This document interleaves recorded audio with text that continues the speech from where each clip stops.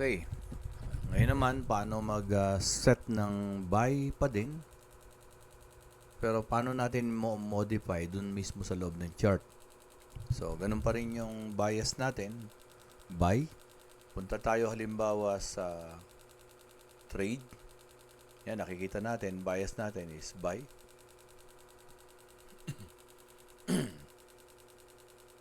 Punta tayo ng trade. Pindutin natin yung trade. Yan. So, pindutin natin itong plus folder na yan.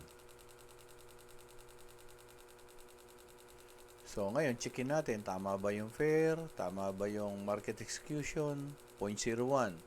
Pag gusto mong palitan yung market execution, na yun, ayan, may buy limit, sell limit, buy stop, sell stop. Pero market execution tayo. So, wala pa rin stop loss, wala pa rin TP.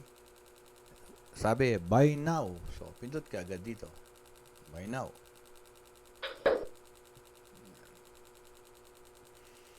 Pero syempre, dahil nag-aaral kayo, pag may sinabi si coach, silipin nyo din. Although na sinabing buy now, silip din ng konti.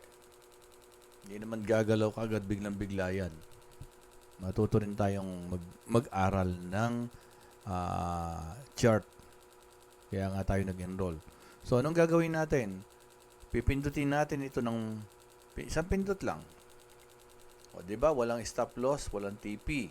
Kanina, dito natin ginagawa yon. Pipindutin natin ng matagal. Modify natin dito. Pipindutin natin yung modify.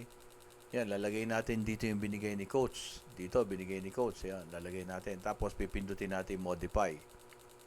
May iba pang paraan na mabilis. Balik tayo dito. Back. Ayan.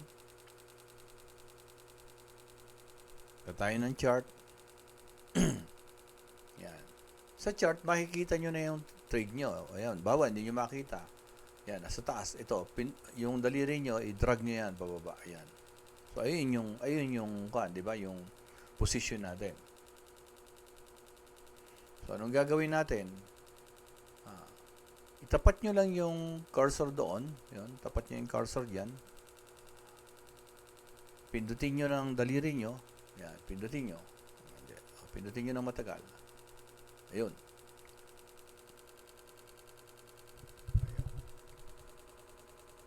Ayun. Pinindot ko lang ng matagal.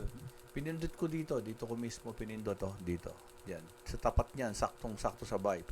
Lalabas yan. Pag ito pinindot mo, close. Close ito. Pag pinindot mo to SL at saka TP, ibig sabihin lalagyan mo ng SL at saka TP. Unahin natin SL. Pindutin natin. So, ayun. Di ba? SL. Lumabas, oh. Kasi nga ba, yung SL nasa ilalim. So, ito ngayon, hahawakan ko to ng daliri. Dadrag ko papunta dito. Dito. Halimbawa, dito. Gusto kong dalhin doon. Di ba? Ayun, oh. O, ayun. O, ayan na yung SL ko. Sabi ko, ayan na. Kasi, dito ko nilagay dahil doon sa swing low. Lalagyan ko naman ng TP. Pindutin ko tong TP. O, yun. Nakita nyo, lumabas naman yung TP dito. I-adjust ko naman yan. Kung bawa, sasabihin ni coach, nakita niyo yung price sa gilid. So, pwede nyo hanapin yung price na yon na sinabi ni coach. So, yun, dahan-dahan nyo i-adjust. Halimbawa, dyan. Halimbawa lang. Ayan, dyan. So, paano natin i-modify yung itong arrow na to? Pindutin nyo yan. Pindutin nyo yan. O, yun. Ayan, di ba? May stop loss na. May TP na.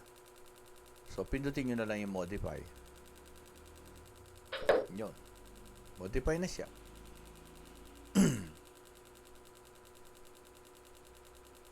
So, again, kung gusto nyong hintayin, pwede. Kasi may stop loss, may TP na kayo. Okay na yon. So, checkin natin. Pindutin natin uli ito. O, yun, di ba? May stop loss, may TP na. Pwede nyo na iwan. Either panalo ka or either talo ka. Pero kung nakikita mo, halimbawa na medyo dito na, tapos nagkakaroon ng mga rejection, pwede mo na isara yan. Paano mo naman isasara yan? Ganun din, balik ka sa trade. So, ayan, oh, talo ko. Gusto ko isara. Ayan, di ba? Talo ko. Gusto ko isara. Parang, ayan. So, pipindutin mo lang to ng matagal. Or, yung katulad kanina. Or, punta ka ng chart. Chart. Di ba? Ayan siya. Pindutin mo ulit dito sa, yan, dito. Pindutin mo ulit. This is MT5. So, ayun. Lumabas, di ba? Ayun. Close. Pindutin mo yon. Close. Ayun. Close with loss. Pindutin mo. Close na siya. Again, this is demo, kaya nagpa-practice lang tayo. Then, saan natin nahanapin yung trade natin na ginawa? So, punta ka na history. So, ayun o, dalawa na. Isang win at saka isang loss. So, negative 1.11. So, ganun lang.